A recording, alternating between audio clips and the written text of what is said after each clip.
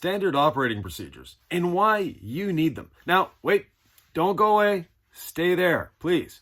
This is a very important video. Even if you're working alone, if you have employees, if you have multiple employees, multiple locations, the standard operating procedure is an extremely important part of making your business successful, profitable, and efficient. So stick around. Now, this is the Detailer's Business Academy. I'm Yvan Lacroix. We're here to take you from detailer to entrepreneur. The standard operating procedure sounds boring. And in fact, it can be. But what you need to do for a standard operating procedure is a lot more than wash the car, dry the car, deliver the car to the customer. No, there's a lot involved in a standard operating procedure, and it is work. But once you have that work done, it becomes a document that is living, becomes a document that is going to make your business flourish. It's going to help your business expand. It's going to help your business become more efficient and definitely increase your quality. What does the standard operating procedure do for you? By the way, from here on in, I'll call it an SOP because it's a little long to say. The SOP is designed to help your business grow. It's designed to make your business more efficient. An SOP will make your employees a lot happier. An SOP will make you happier. And even if you don't have employees, you need an SOP. And the day you go to sell your business, you'll really love those SOPs because they definitely increase the value of your business. Now, what goes into making an SOP? A lot of things. The easiest way to design your own SOP, and by the way, don't ask someone else for their SOP. It's not going to work for you. It's your standard operating procedure, not theirs. You have to do this on your own. Yep, it's a lot of work, but it's work that pays off. Now, the SOP, what do you need to put in the SOP? You need to put absolutely everything. And the SOP does one other thing. It protects you against liabilities. And as we go along, you'll understand why. Now, the SOP. The easiest way to make an SOP is make a video of the procedure you're trying to make an SOP of. And then you'll be able to pinpoint exactly what you're doing, how you're doing it, when you're doing it, and in what order. Once you have that video, you can watch the video.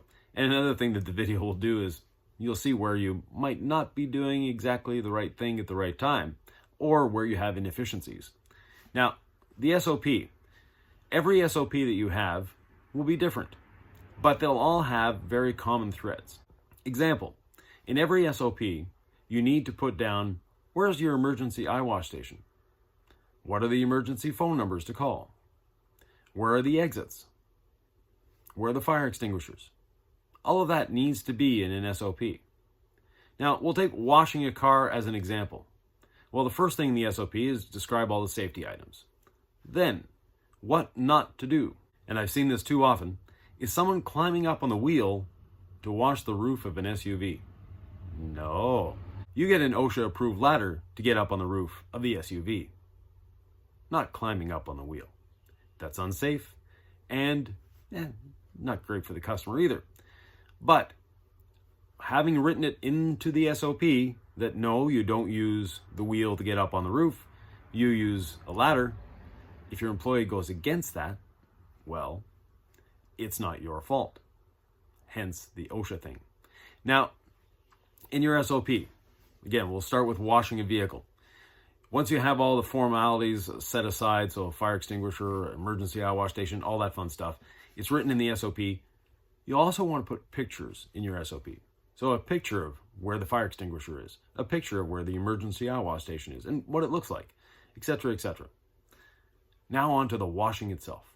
What's the first thing you need to do to wash a car? You need to prepare your work area. Now, to prepare your work area, you need to fill your wash bucket. Where's the wash bucket? That needs to be put into the SOP. Where's the soap or rinseless, if you're into the modern thing, etc., etc. So you'll want to actually take pictures of your shelf and say it's on the left hand of the third shelf down, and this is the product you're going to be using. Now, do you use the glug-glug method, or do you measure to properly dilute? Well, if you measure to properly dilute, which you should be doing, you'll want to put in your SOP, once again, what is that amount? And where do you put the soap? You put it in the bucket, you put it on the floor, do you put it on the car? Exactly. It has to be that detailed. So you take your car wash product, put it in your bucket. Then you'll fill your bucket. But what's filling the bucket to you? Is it up to the rim? Is it 2 inches down from the rim? Is it up to the line that you've drawn inside the bucket and taken a picture of? You know where I'm getting at there. Next, where do they find the wash media? Where's the wash media in the shop? Well, you need to describe that. Where's the wash media? What does it look like? And what is it?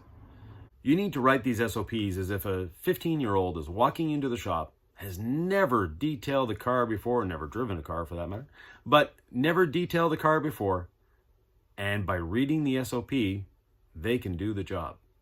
That's how detailed it needs to be. Next, back to our wash. Where do you start on the vehicle? What do you do first? You need to put that down. You need to have a standard operating procedure, an SOP, as to how to wash the car. Do you start with the rocker panels? Do you start with the back bumper? Do you start with the roof? Do you start with the hood? Do you start with the front fender? Do you start with the front bumper? It doesn't matter as long as you do it the same every time. Now, having an SOP increases your quality and definitely your efficiency. The reason it increases your quality is very simple. You now are doing things in a proper order. And that order is for you to determine, not for me.